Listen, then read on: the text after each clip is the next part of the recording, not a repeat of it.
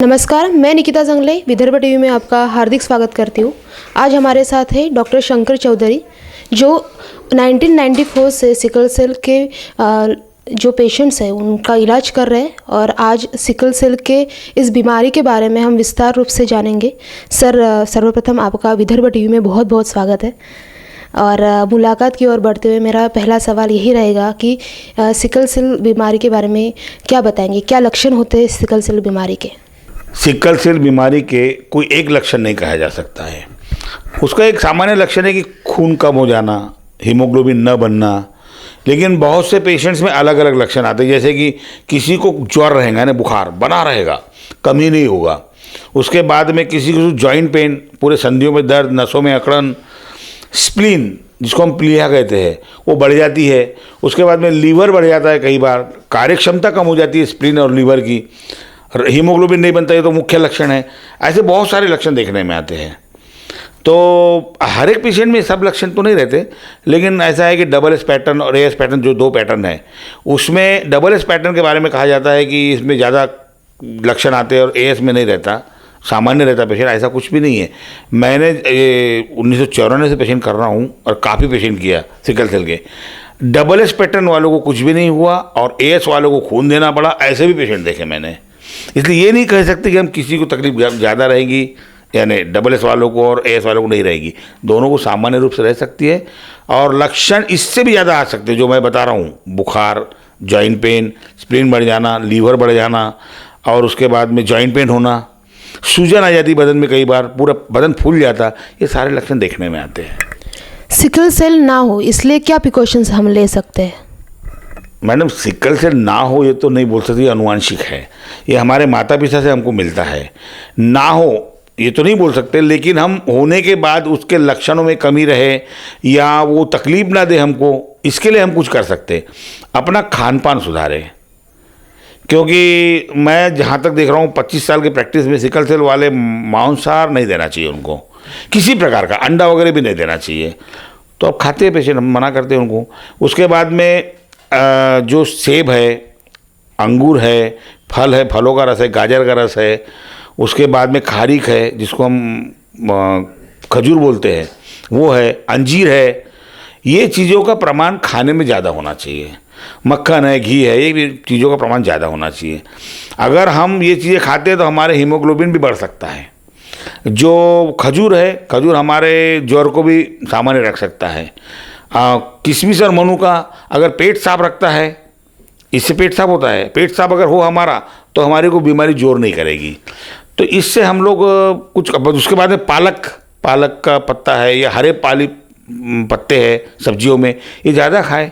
अगर हम ऐसा खाते हैं, उसके बाद में दूषित पदार्थ नहीं लेते हैं, खुली हवा लेते हैं, क्योंकि सिकल सेल वाले को ऑक्सीजन की भी प्रमाण कम हो जाता है। तो पहाड़ी क्षेत्र में जाना या जमघट में बहुत ज़्यादा रहना, गर्दी में बहुत ज़्यादा रहना। वैसे तो अभी कोरोना की वजह से हम खुद ही गर्दी में नहीं जा रहे, लेकिन गर्दी में अगर जाते हैं तो सिकल सेल के प्रमाण में बढ़ोतरी होती है, लक्षणों के प्रमाण में। तो उससे हम अपने आप को बचा सकते हैं। अगर ये हम करते हैं तो सिकल सेल के लक्षण में काफ़ी कमी आएगी। और अगर आपको सिकल सेल बहुत ज़्यादा तकलीफ दे रहा है तो उसमें भी कमी आएगी आपको। Sir, anaemia, lack of haemoglobin और जो नॉर्मल सिकल सेल एनीमिया है, इसमें क्या अंतर है? मतलब एनीमिया तो जनरल चीज़ है, किसी को खून कम हो जाना, कमजोरी हो जाना, इसी को हम एनीमिया कहते हैं। पर सिकल सेल ऐसा नहीं है। सिकल सेल में हमारे जो सेल होते हैं, कोशिकाएं होती है, रक्त कोशिकाएं, ये जो लाल रक्त कोशिकाएं होती है टूटती है। अच्छा, सामान्य व्यक्ति की भी लाल कोशिकाएं टूटती है, लेकिन वो सिकल जैसी नहीं होती। और इसमें वो कोशिका अगर सिकल यानी हंसियाँ होती है, दराती बोलते हैं हम, उसके जैसी हो जाती है। तो सिकल जैसी कोशिकाएं हो जाती है और वो ऑक्सीजन देने में कमज़ोर हो जाती है, असमर्थ हो जाती है। तो हमें ऑक्सीजन नहीं मिल पाता, क्योंकि हमारा जो रक्त है ये ट्रांसपोर्ट का काम करता है ऑक्सीजन के। अगर हमारे इसमें सिकल से जैसी कोशिकाएँ हो जाएंगी तो ऑक्सीजन नहीं लेगी, और ऑक्सीजन अगर नहीं लेगी तो फिर वो हमारे शरीर को पूर्ति नहीं करेगी। तो सिकल सेल की कोशिकाएं सिकल जैसी होती है और बाकी एनीमिया में जो कोशिकाएं टूटती है तो वैसी सिकल जैसी नहीं टूटती। दूसरी बात, सामान्य तौर पे हमारा रक्त 72 दिन से 90 दिन में टूटता है। और फिर नया निर्माण भी होते रहता है रक्त कोशिकाएं। लेकिन सिकल सेल वालों की रक्त कोशिकाएं 10 दिन में, 15 दिन में, 20 दिन में, 30 दिन में टूटती है। अच्छा, जितना प्रमाण में टूटती है उतने प्रमाण में निर्माण नहीं होती।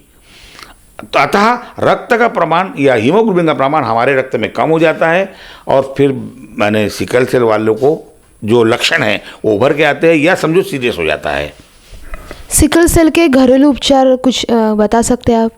अब सिकल सेल इतनी छोटी सी बीमारी तो नहीं है जिसके घरेलू उपचार बता दूं मैं और वो हो जाए, पर फिर भी हम अगर घर में कुछ करते हैं तो डॉक्टर के पास जाने के लिए हमको समय मिलता है, या फिर ये समझो कि डॉक्टर के पास कम जाना पड़ेगा हमको। तो घरेलू उपचारों में मैं सभी पेशेंट्स को, मेरे जितने जो दर्शक हैं मेरे देख रहे हैं उनको बताऊंगा, सबसे पहले तो आप मांसाहार का सेवन कम कीजिए, जितना हो सकता कम कीजिए, नहीं तो छोड़ दीजिए। दूसरी बात, हरी सब्जियां, फल, मेवा, इन सब चीज़ों का सेवन अधिक कीजिए। समय पे खाना खाइए, नींद पर्याप्त मात्रा में लीजिए। उसके बाद में ज़्यादा जमघट वाले स्थान में, मजमा जहाँ जमा हुआ हो, जहाँ ऑक्सीजन का प्रमाण कम होता हो, सीलन भरे स्थान में, पहाड़ी क्षेत्र में रहने का मतलब टालिए आप। तो इससे क्या होगा कि ऑक्सीजन का प्रमाण अच्छा होगा। सुबह सुबह अगर भोर में, जिसको हम भोर कहते हैं, सुबह ब्रह्म मुहूर्त, यानी सूरज निकलता है उससे पहले का, उस समय अगर आप उठते हैं थोड़ा टहल लेते हैं तो आपको दिन भर का ऑक्सीजन उसी समय मिल जाएगा। उस समय ऑक्सीजन का प्रमाण अच्छा होता है, वायु शुद्ध होती है, तो वो वायु का सेवन कीजिए। आपके बदन में यदि बहुत दर्द है, जॉइंट पेन है, और तब आप सुबह मत निकलिए क्योंकि ठंडी के दिन है। लेकिन बाकी समय में सुबह टहलना बहुत अच्छा होता है आपके लिए।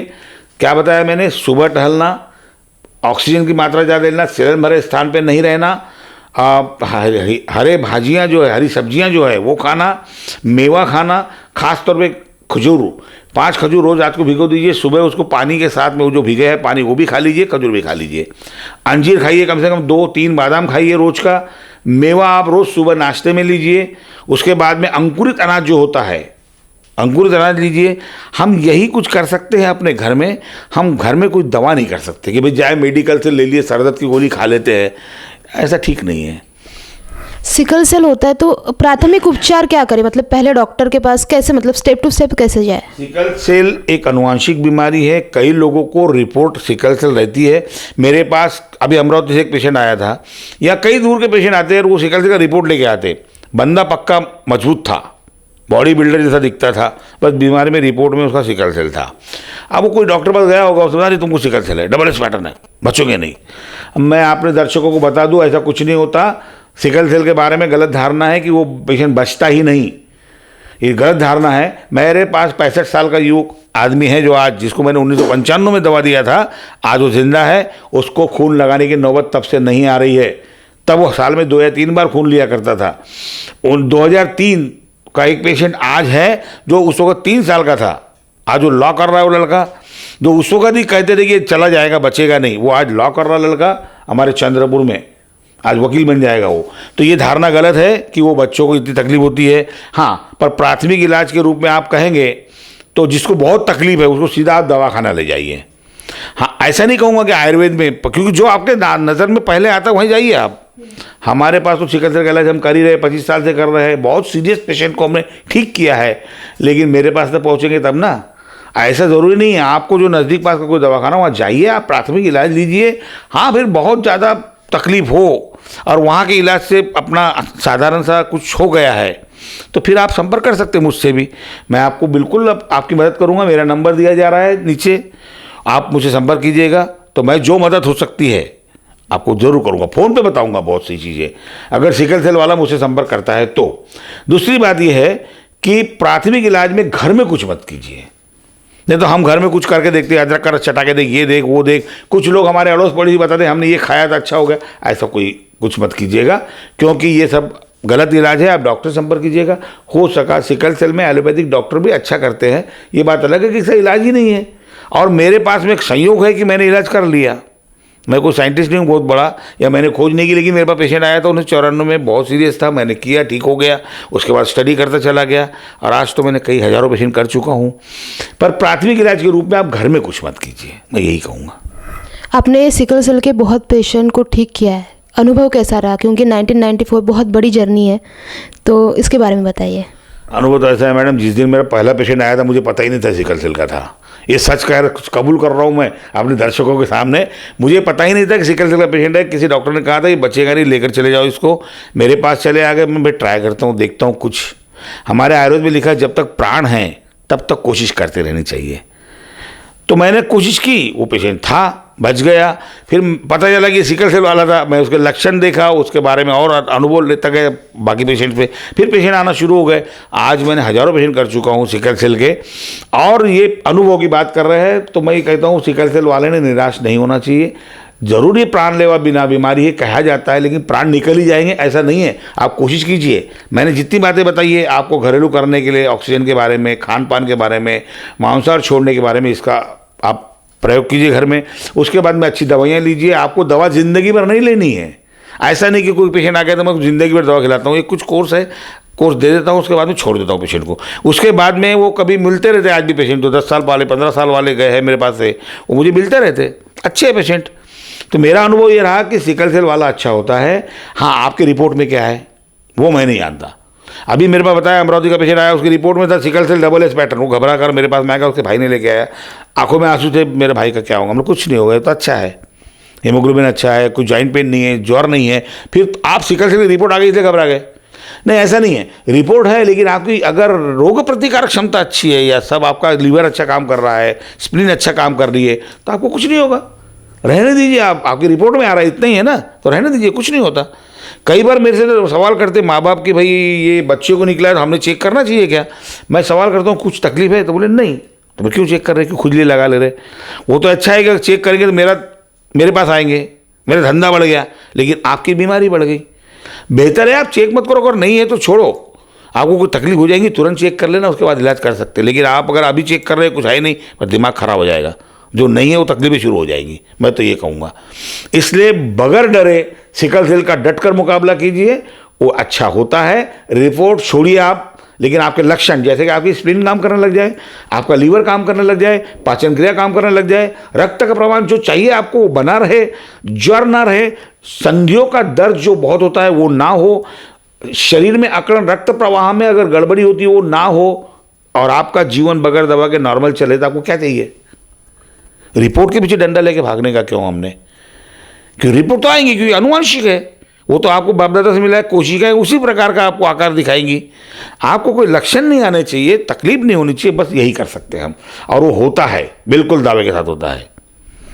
एक डॉक्टर होने के नाते सिकल सेल पेशेंट को आप क्या संदेश देना चाहोगे? विदर्भ टीवी के माध्यम में एक पॉजिटिव संदेश बताइए। लास्ट क्वेश्चन है। मैं डॉक्टर होने के नाते क्या देना चाहूँगा, जब से मैं दे ही रहा हूँ, मैंने सभी चीज़ें बता दिया हूँ कि डरिए मत। सिकल सेल जानलेवा बीमारी नहीं है। अब ऐसा है जिसका उधर से कट गया वो बाकी लोग भी चले जाते। कोशिश कीजिए, उसका इलाज कीजिए। ज़िंदगी भर का लेके रहने से अच्छा है उसका इलाज कीजिए। तकलीफें दूर होती है, अगर तकलीफ पूरी तरह से दूर हो गई, आपकी ज़िंदगी नॉर्मल चल रही, तो डरने की बात ही नहीं है। और मैं अपने दर्शकों को, जो पूछा गया कि दर्शकों क्या बताना चाहेंगे, फिर से रिपीट कर रहा हूँ, आप खान पान बदलिए, मांसाहार छोड़िए, उसके बाद में खुले स्थान पर रहिए।